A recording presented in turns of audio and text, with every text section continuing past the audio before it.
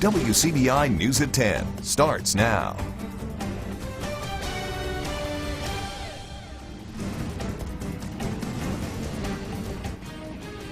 We begin tonight with breaking news. A man wanted by Oktibbeha County law enforcement is now behind bars.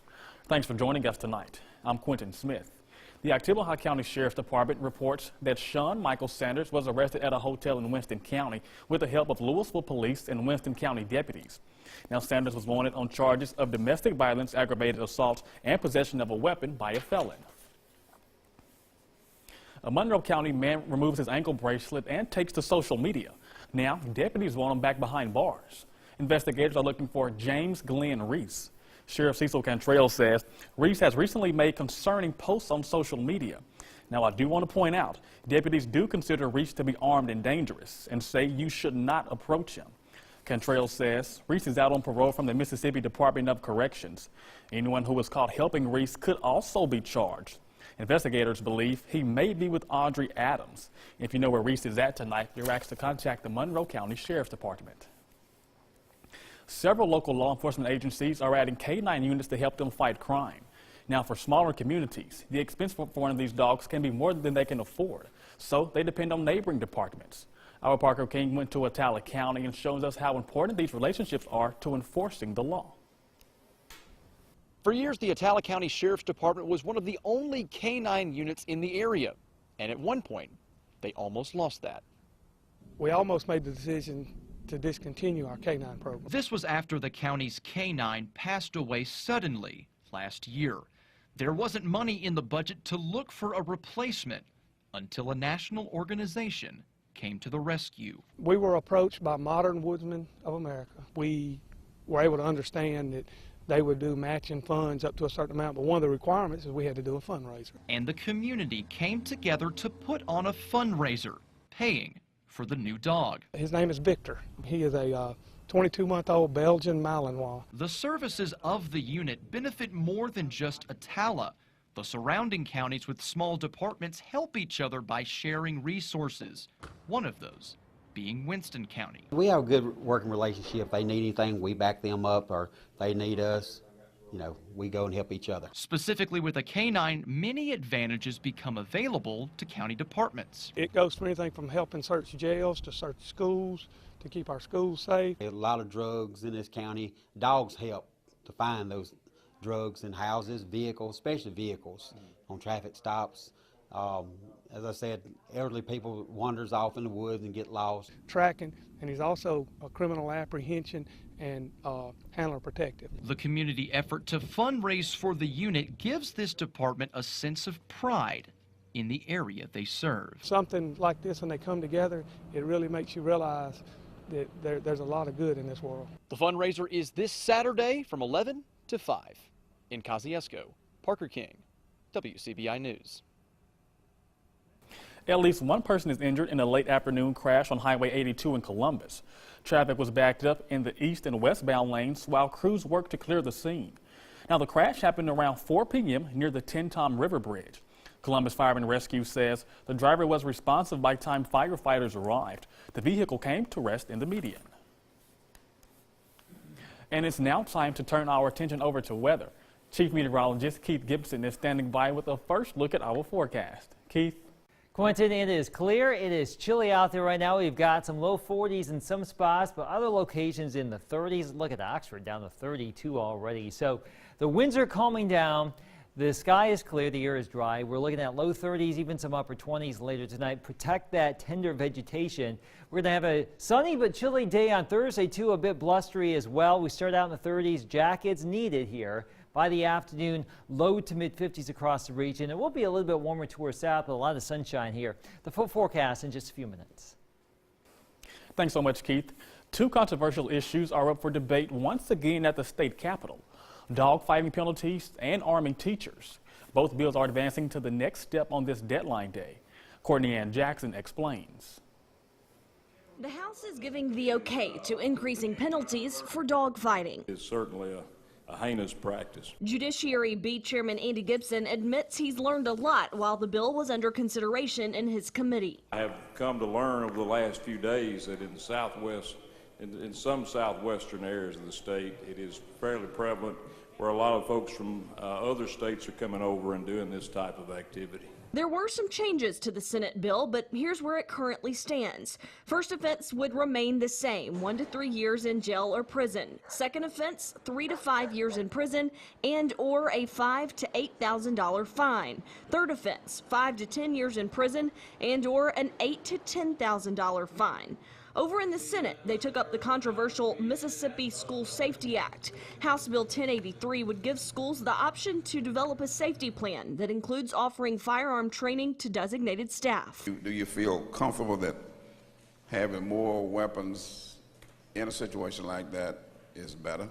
Senator Briggs Hobson says enhanced concealed carry permit holders can already carry on campuses. And I'll be the first to say I'm not excited about any weapons being around the school, but we have bad people doing bad things, and I surely would want somebody who's got expertise in training. And when my children are in the schools like they are right now. Senators also increased the plan's required firearms training to 36 hours and included a psychological screening and annual shooting test.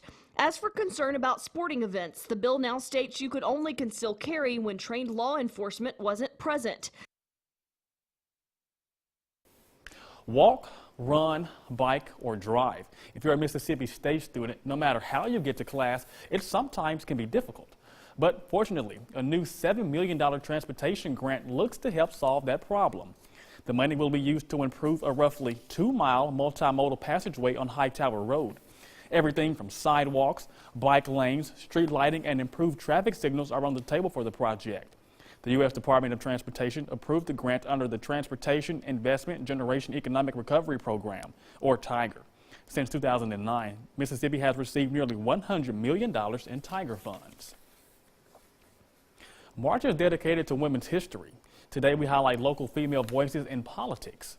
Our Victoria Bailey talks with women about the importance of being heard and casting decision-making votes.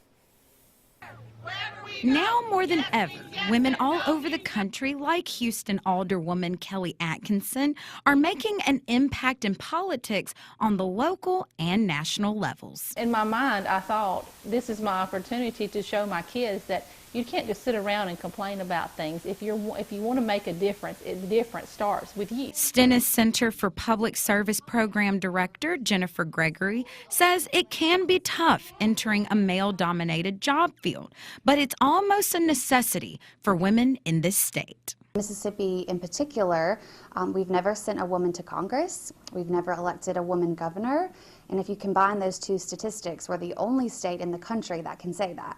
So we have a little bit of work to do. Atkinson was sworn into office for Ward 1 last spring. She hopes by taking this leap, it will encourage other young ladies to get involved. And I think your presence is known without having to come to a meeting. You know, I feel like they're seeing you because you're in the public eye and you're on the news and you're doing various things for your community. And I think it encourages them to not only necessarily run for office, but maybe just be civically engaged. Talk a little bit about the importance of having a female voice in politics. And being able to work together is going to enhance your entire city and your community versus just having an all-male or having an all-female board. In policy making in particular, there's a lack of women at the table making those decisions that largely affect women and families. There have been some strides in politics for women, including the latest presidential election. A Rutgers University study shows 71 women hold statewide offices across the country and hold 106 of the 535 seats in the U.S. Congress. But Gregory says there's room for improvement. We've seen a lot of interest. We've seen a big movement across the country in both political parties, but we want to see that interest taken to the next level and see those women get engaged, run for office, or even volunteer in their communities, serving on a school board, serving in their chamber of commerce, or on a board or commission in their city or county. That was our Victoria Bailey reporting there. Now, Mississippi has 2 women holding statewide office. That's Treasurer and Agriculture Commissioner. Alabama Governor Kay Ivey is the second woman to serve in that position. The Stennis Center is organizing a Southern Women in Public Service Conference this upcoming April.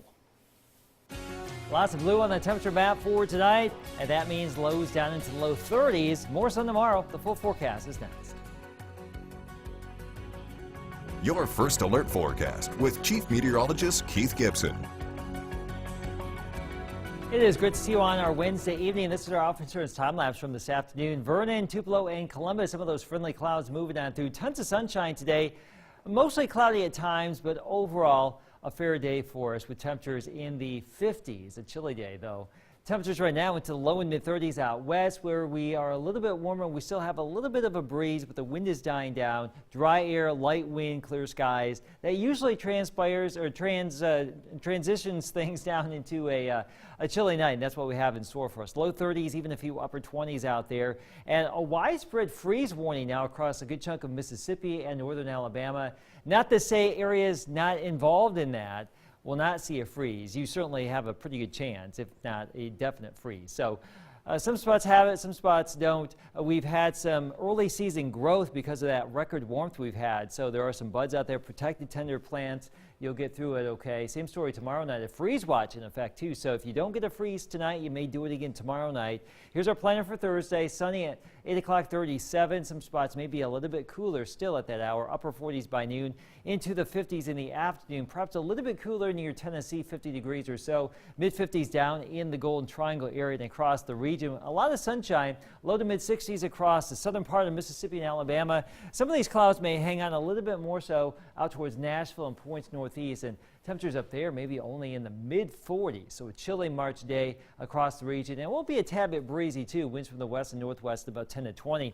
Energy out here in the Pacific, that will affect us as we get into the weekend. And don't forget about spotter training. We have several classes lined up. The National Weather Service putting these on. The next one will be Monday, March 12th in Amory. Grenada has been added to the list on the 27th. So get out to one of those. And if you can't do that, if you need a weather radio set up, we'll be there programming weather radios and just talking weather Saturday, 12 to 2 at Mossy Oak in West Point. Amanda and Alex will be out there checking you out. All right, weather-wise across our region for Thursday, high pressure, lots of sunshine. We're on the backside of high pressure Friday. Still sunny, but a southerly breeze should get us back into the mid-60s. Now, notice how we become overcast on Saturday, widespread showers and storms likely here, and we can't rule out some stronger storms during the course of the afternoon or evening with that cold front coming our way. The time change takes place early Sunday morning. Hopefully you can adjust for that.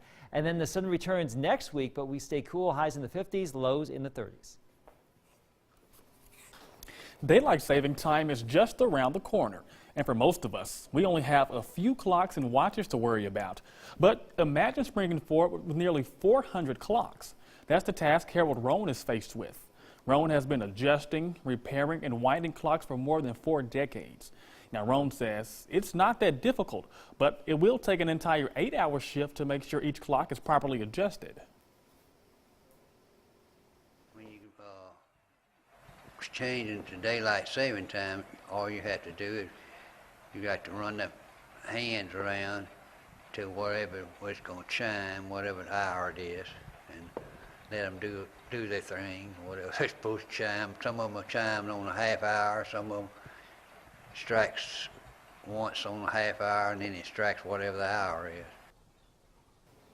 Now, you can find Roan working and winding clocks at the Cullis and Gladys Wade Clock Museum at Mississippi State University.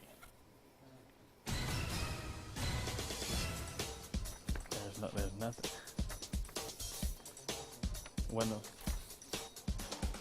the prompt is not up.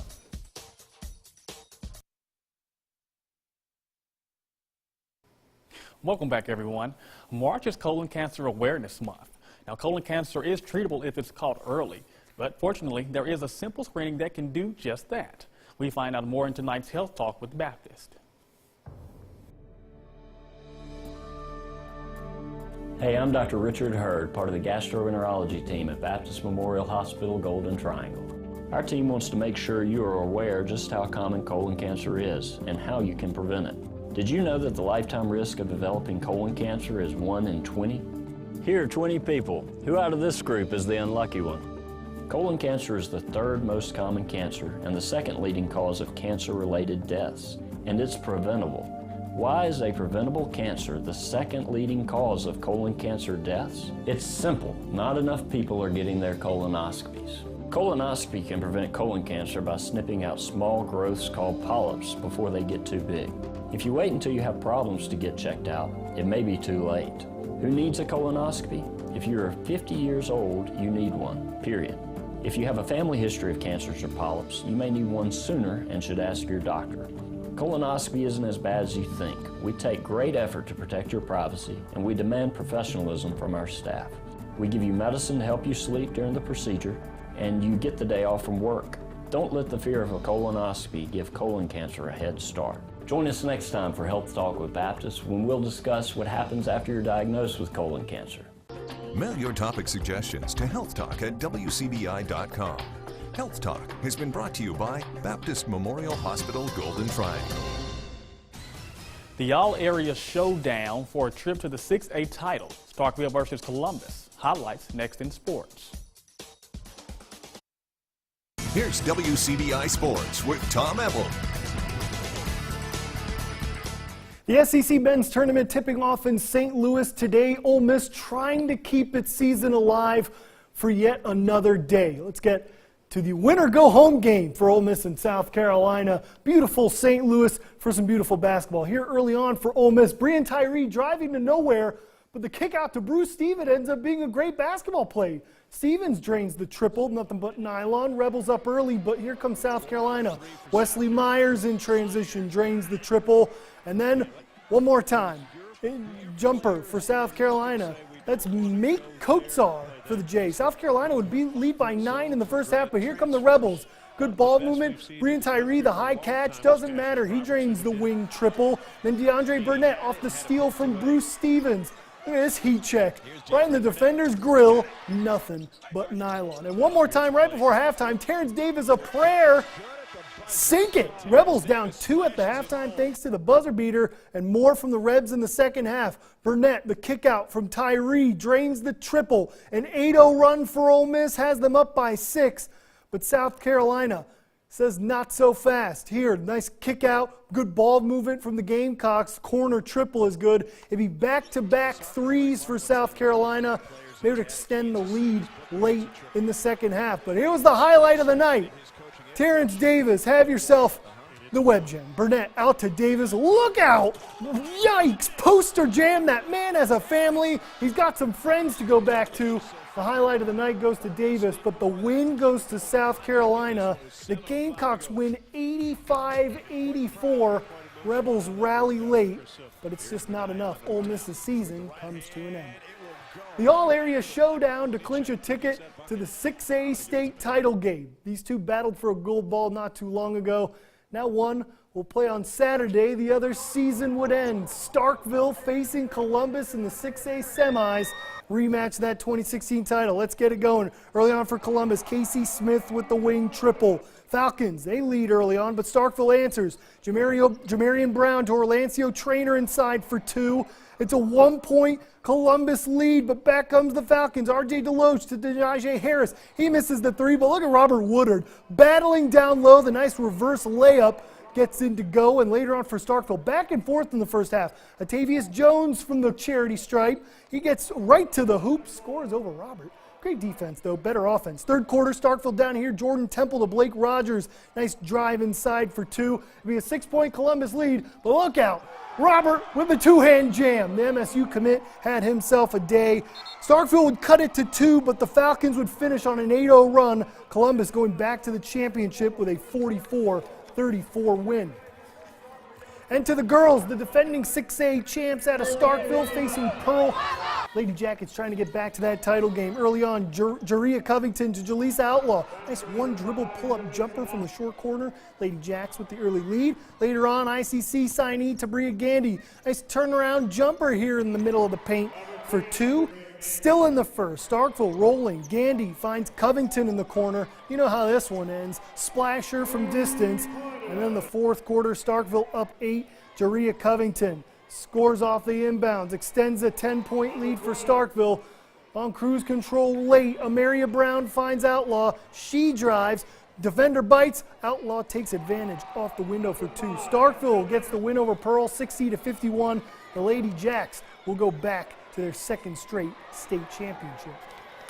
MSU baseball gets a win. They're now on a 5-game win streak. The Bulldogs defeat New Mexico State 6-0. The best name in baseball, Rowdy Jordan, christens the new dude with the first homer, and it's a grand slam. How about that for the history books? And then Ole Miss, they stay red hot in the early season. Rebels defeat Arkansas Little Rock 10-2. Rebs now 12-1 on the season. Will Golson had himself a good night. He had 1 for 4, 2 RBIs. Ole Miss cruising into the weekend with a W. That does for sports. Man, it's been a wild ride. Go to our website, WCBI.com. Tomorrow starts the state championship games down in Jackson. Go to our website. They will be on the My Mississippi channel. Our website, WCBI.com, has everything you need to know. Everything, I promise. That's it for sports. Lastly, your forecast is next. WCBI coverage of the SEC tournament is brought to you by OCH Regional Medical Center, Advanced Medicine, Compassionate Care, and Visit Columbus, the city that has it all. Chilly tonight, back into the 50s tomorrow. A lot of sun on Thursday, just a cool day for us. Another freeze possible tomorrow night. 60s return Friday, a great way to round out the work week. Some wet weather possible Saturday into your Sunday. And you know what, we lose an hour of sleep. We were talking about this at 9. Not the best of weekends. Some wet weather, we lose an hour of sleep, so there you go. It's just not your typical ideal weekend. Mother Nature not cooperating with us. She's not on our side. She is not. Have a good night, everyone.